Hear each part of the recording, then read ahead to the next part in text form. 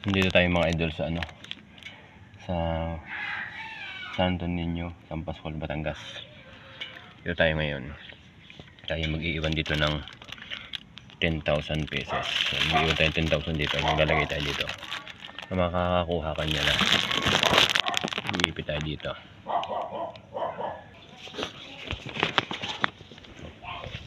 Iwan na natin dito ito. Ipitin natin. Dito natin isuot siya. Makakita dito kanya na. Yan.